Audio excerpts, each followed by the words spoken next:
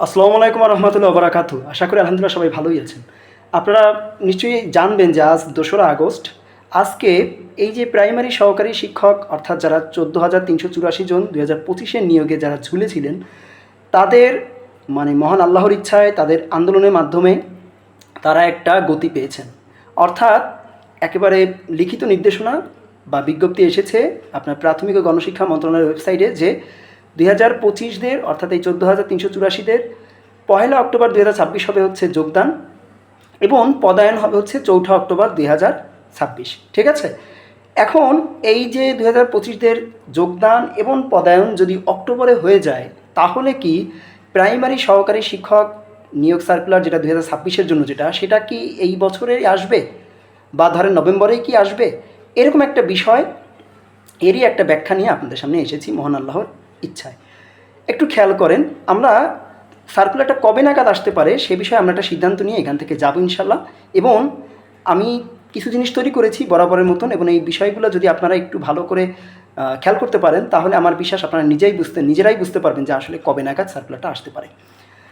একটু দেখুন, আপনার এই প্রাইমারি যে নতুন যে সার্কুলার অর্থাৎ 2026-এর যে সার্কুলার সহকারী শিক্ষকের, এই সার্কুলার না আসার পিছনে অর্থাৎ দেরি হওয়ার পিছনে প্রধান যে কারণটা ছিল সেটাই হচ্ছে আপনাদের সিনিয়র যারা অর্থাৎ যারা 2025-এর ছিলেন, তাদের এই যোগদানের কোনো ডেট ছিল না। তার মানে তাদের যোগদান যতদিন পর্যন্ত না হচ্ছে ততদিন পর্যন্ত কিন্তু মন্ত্রণালয় বা অধিদপ্তর প্রাইমারি অধিদপ্তর কোনো কিছুই হাত দিতে পারতেছিল না। বুঝতে পেরেছেন? তার মানে কোনো কিছুতেই তাদের কোনো হাত তারা দিতে সক্ষম হচ্ছিল না, এইখানে আটকে যাচ্ছিল তারা। এখন যেহেতু এই জটলাটা খুলেছে এবং একটা নির্দিষ্ট ডেট এসেছে, তার মানে আপনাদের সার্কুলার আসার একটা সমূহ সম্ভাবনা এখন এসেছে। এর মানে এই না যে একেবারে কালকেই দিয়ে দিবে। ঠিক আছে? এখন দেখেন কোন কোন জায়গায় এই সার্কুলার একটু দেরিতে হওয়ার বা সার্কুলার এখনই না আসার কারণ আর কি, কোন কোন জায়গাগুলো। নাম্বার 1 হচ্ছে, সেটা আমি একটু আগে বলেছি, তা হচ্ছে আপনার 2025-এর যে নিয়োগটা আটকে ছিল এটা এখন চলে গেছে, এই জটলাটা খুলেছে আলহামদুলিল্লাহ। সম্প্রতি আপনার এই যে প্রাথমিক বিদ্যালয়ে যে শিক্ষক নিয়োগ বিধিমালা, এই বিধিমালাকে সংশোধন করে একেবারে নতুনভাবে একটি বিধিমালা তৈরি করার কাজ চলমান, এবং এই বিধিমালার আলোকে বা এই বিধিমালার যে কাঠামো হবে সেই কাঠামোর সাথে যে শূন্য পদ নতুনভাবে তৈরি হবে, সেই শূন্য পদের হিসাব মিলানোটা এখন দরকার।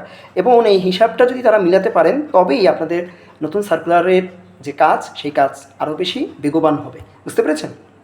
এখন দেখেন, শূন্যপদের কথা যখন আসলো, তাহলে আরও কিছু বিষয় আপনাদের একটু জানা বোঝা দরকার। তা হচ্ছে 11ই জুলাই দৈনিক প্রথম আলোর এই যে সূত্র, প্রথম আলো যে রিপোর্ট হয়েছিল, সেই রিপোর্ট মতে 36,235 জন সহকারী শিক্ষকের অর্থাৎ সহকারী শিক্ষকের প্রধান শিক্ষক হওয়ার যে পদোন্নতি, এই পদোন্নতির জটটা খুলেছে। ওই রিপোর্ট মাফিক আমরা জানতে পেরেছি ইনশাল্লাহ।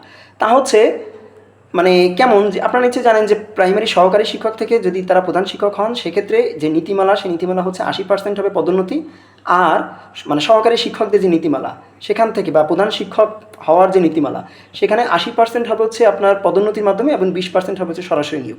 সেই 80%-এর যে ধারা, সেই ধারাতে এই যে 36,235 জন সহকারী শিক্ষক, তারা এতদিন চাকরি করেছেন, কমপক্ষে 12 বছর তারা সার্ভিস দিয়েছেন, এবং তারাই এখন প্রধান শিক্ষক হতে চাচ্ছেন। ঠিক আছে? এবং তাদের এই পদোন্নতির জটটা অলরেডি খুলেছে। একটা রায় হয়েছিল, আপনারা নিশ্চয়ই জানেন, মাঝে একটা রায় হয়েছিল প্রধান শিক্ষক নিয়োগের যে জট খোলার জন্য, সেই রায়ের মাফিক। বুঝতে পেরেছেন? এবং ওই জট তখনই খুলেছে। এখন এনারা যদি পদোন্নতি পেয়ে যায়, তাহলে সমসংখ্যক, তার মানে ওই 36,235টা পদের জন্য বা শূন্য পদের জন্য সহকারী শিক্ষক নিয়োগ দেওয়া হবে। বুঝতে পেরেছেন? এবং বর্তমানে বিদ্যমান যে শূন্যপদ আছে আর কি, তার সংখ্যা হচ্ছে 2,198টা। এই 2,198টা শূন্যপদ, এই যে শূন্যপদ আছে, এই শূন্যপদকে ওই 36,235টা শূন্যপদের সাথে মিলানো হবে, এবং মিলিয়ে টোটাল 38,433টা শূন্যপদের জন্য অর্থাৎ সহকারী শিক্ষকের শূন্যপদের জন্য আপনার নিয়োগ সার্কুলার তৈরি করা হবে। বুঝতে পেরেছেন?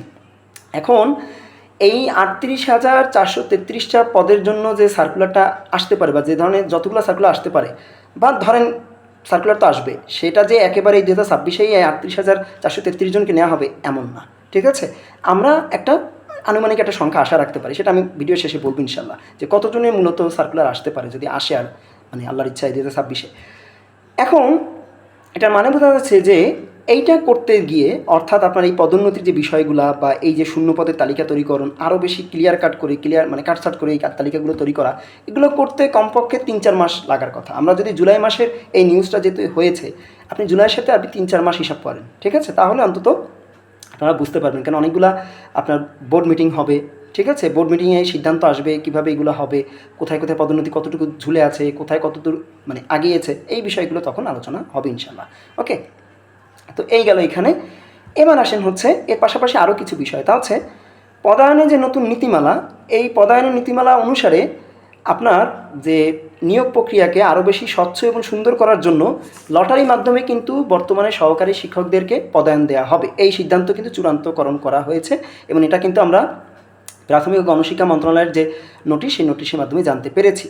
এখন এইখানে এটা করতে গিয়ে নতুন ডিজিটাল ও লটারি সিস্টেম ডিজাইন করতে হবে এবং কেন্দ্রীয় শিক্ষক নিয়োগ কমিটি পুনর্গঠনের পেছনে মন্ত্রণালয়ের বড় একটা টিম বা আপনার জনবল কিন্তু নানা ধরনের মিটিংয়ে এই নিয়ে নানা ধরনের মিটিং করতে হবে, মানে এখন অলরেডি তারা ব্যতিব্যস্ত, যার কারণে তারা এই মিটিংগুলোতে ব্যতিব্যস্ত থাকার কারণে এই যারা করেন আর কি মিটিং, এরাই কিন্তু আবার এই সার্কুলার নিয়ে কাজ করেন, নতুন সার্কুলার নিয়ে বা জনবল নিয়ে কাজ করেন, বুঝতে পেরেছেন? মানে কাদের নেওয়া হবে বা কীভাবে নেওয়া হবে এইগুলো নিয়ে। তাহলে তারা তো ওইখানে ব্যস্ত, তো ওইটার কারণে, ওই ব্যস্ততার কারণে তাদের কিন্তু এই দিকে কাজ করাটাও একটা সময় সাপেক্ষ বিষয় হয়ে গিয়েছে, বুঝতে পেরেছেন? এই কারণেই মূলত আপনার মানে দেরি হতে পারে, ঠিক আছে? এখন এই দুটা মেইন কারণ ছিল।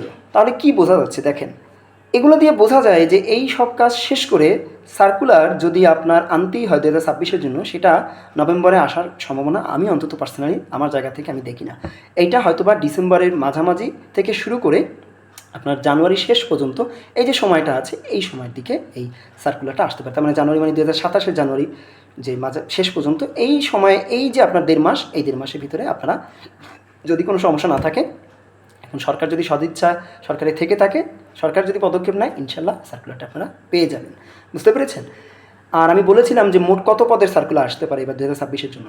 দেখুন 2026-এর জন্য সর্বনিম্ন 15,000-এর সার্কুলার আসবে বলে আমার বিশ্বাস, কারণ আমি যতটুকু নিউজ পেয়েছি তাতে অন্তত এই আগেরবার যেমন 15,000-এর কাছাকাছি নিয়েছে, এবারও এই 15,000-এর মানে মতন সার্কুলার আসতে পারে, 15,000 মানে সংখ্যক পদের জন্য।